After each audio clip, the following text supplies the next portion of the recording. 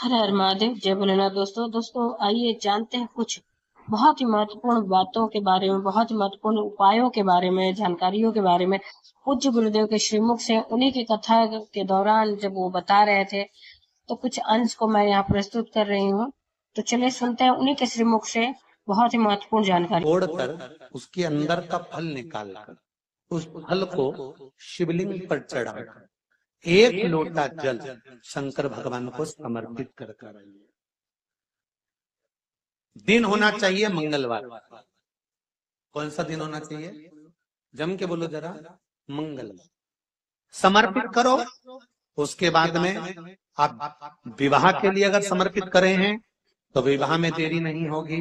व्यवसाय और व्यापार के लिए या नौकरी के लिए समर्पित करे हैं तो उसमें देरी नहीं होगी। एक पत्र में आया है, सुन लीजिए। बड़ा सुंदर संवाद। शिव महापुराण की कथा कहती है, मंगलवार को अगर शिव जी के मंदिर में, शंकर के मंदिर में जाकर एक लोटा पानी चढ़ाया जाता है तो हमारे कार्य में उन्नति होती है।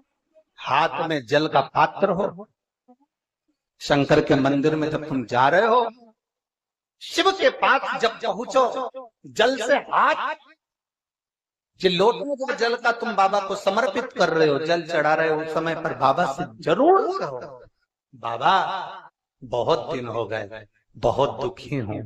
ए मेरे शंकर, मेरे कुबेरेश्वर महादेव, मेरे महाकाल राजा, मेरे इस हाथ को अब तुम पकड़ लो बाबा, बहुत दुखी हूं, अब तुम थाम लो बाबा।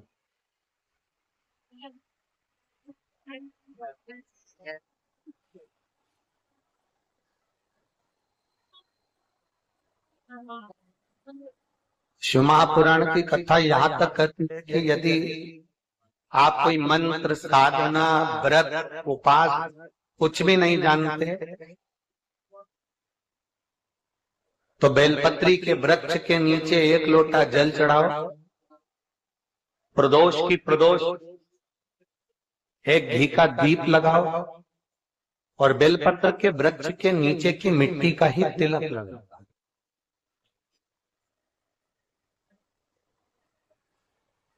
बेलपत्र के वृक्ष के नीचे की ही मिट्टी का तिलक। कथा हमको कहती है कि भगवान कभी भी सामग्री का भूखा नहीं रहा, भगवान भोलेनाथ भाव का भूखा रहा। भगवान शंकर को रिझाने के लिए सामग्री की जरूरत नहीं है। कोई चीज तुम पशुपति व्रत करने के लिए गई हो, थोड़ा सामान तुम्हारा घर पर छूट गया, मान लो तुम्हारा कंकु, रोली, मोली, चंदन, हल्दी कुछ घर पर छूट गया, बस एक चीज ना छूटे, जो दिए हैं वो और प्रसाद के 3 हिस्से। जो प्रसाद तुम लेकर जा रहे हो उसके 3 हिस्से करने का सामान वो छूटना नहीं चाहिए। बाकी का तुम्हारी मोली घर पर छूट गई, रोली घर पर छूट गई, चंदन घर पर छूट गया, अगर कगर घर पर छूट गया, कपूर घर पर छूट गया, लोटा पानी का घर पर छूट गया, कोई सामान तुम्हारा घर पर छूट गया, चल जाएगा, बिल्कुल चलेगा। तुम उसमें चिंता मत करना कि मेरी थाली में ये नहीं। गणगौर की पूजन करने जाती हैं माताएं, इधर गणगौर होती है कि नहीं होती हमको नहीं मालूम।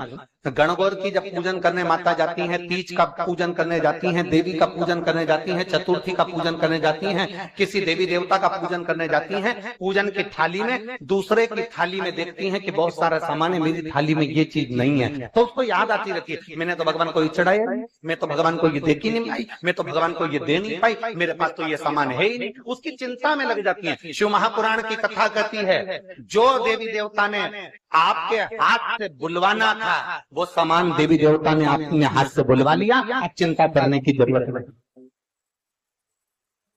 आप ये टेंशन मत लो कि मेरी थाली में ये नहीं है, मेरी थाली में ये है, ना ना, आप तो भगवान के भरोसे छोड़ दो कि तूने जो कहा मैं वो लेकर आ गया, तूने जो मुझे बुद्धि दी उस बुद्धि से मैं लेकर आ गई, तूने जो मुझे आज्ञा करी मैं वो लेकर पहुंच गई। अब मेरे पास में ये नहीं कि मैं ये भूल गई, मैं ये रह गया।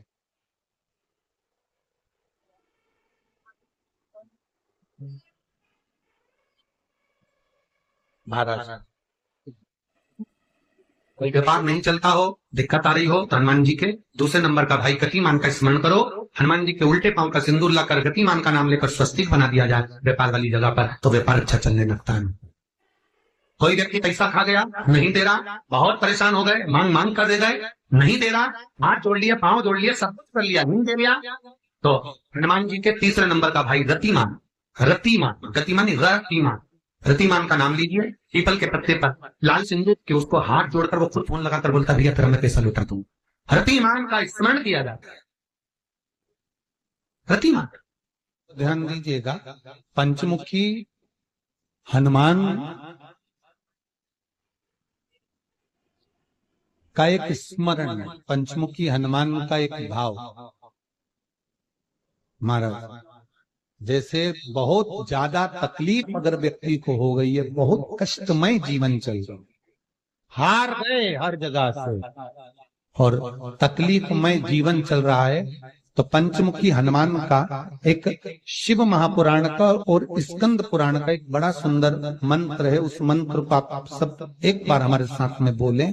ओम नमो हनुमते रुद्र अवताराय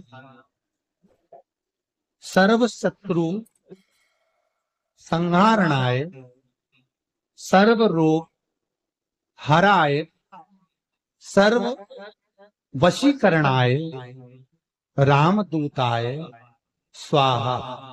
बस इस मंत्र को हाथ में काली तिल लेकर, एक जौ लेकर और गूगल लेकर, थोड़ा सा इसमें गाय का घी डालकर, कंडे को या अग्नि को जलाकर इस मंत्र का 11 बार 21 बार जाप कर कर अपनी कामना कर कर छोड़ दीजिए। कैसा भी रोग हो, बीमारी हो, कष्ट हो 21 दिन के अंदर वो आनंद आना प्रारंभ कर देता है। इस मंत्र, इस मूल पंचमुखी हनुमान सुख दे। और एक और चीज याद रखिए हमारा, यदि कोई काम के लिए जा रहे हो, कोई व्यापार के लिए जा रहे हो या नौकरी करने के लिए जा रहे हो और लगी नहीं रही, बहुत तकलीफ पा रहे हो, सर्विस ही नहीं लग रही, बहुत कष्टमय हो गया, तो निवेदन करूंगा 5 पीपल के पत्ते पर बेसन के 5 लड्डू घर में बने हुए, गाय के घी के 5 लड्डू रख लो, उस लड्डू के बीचों बीच एक आटे का दिया और उसमें तिल्ली का तेल डालकर इसी मंत्र का प्रयोग कर कर पंचमुखी हनुमान का किसी भी हनुमान के मंदिर में जाकर, दक्षिण मुखी हनुमान के मंदिर में जाकर उसको रख कर आ जाइए। इसके बाद आप उस काम के लिए जाइए, आपका काम सफल हो जाएगा। आपको हाथ जोड़ने नहीं पड़ेंगे, किसी के पाँव नहीं पड़ना पड़ेंगे, तुरंत काम होगा। बस इस मंत्र का स्मरण कर कर पंचमुखी हनुमान का भूतेश्वर जो मंत्र है वो सुख दे देगा। तो उम्मीद करते हैं जानकारी आपको अच्छी और उपयोगी लगी होगी। अगर अच्छी और उपयोगी लगी तो एक लाइक छोटा सा अवश्य करिए। आप पहली बार मेरे चैनल पे आए तो मेरे चैनल को सब्सक्राइब करिए, बेल नोटिफिकेशन अवश्य दबाइए जिससे आने वाले वीडियो आपको समय से प्राप्त होते हैं। दोस्तों कोई भी प्रश्न या सुझाव कमेंट बॉक्स में लिख सकते हैं। फिर मिलते हैं दोस्तों एक नई जानकारी के साथ नए वीडियो में। तब तक के लिए जय भोलेनाथ, हर हर महादेव, श्री शिवाय नमस्तुभ्यम। धन्यवाद दोस्तों।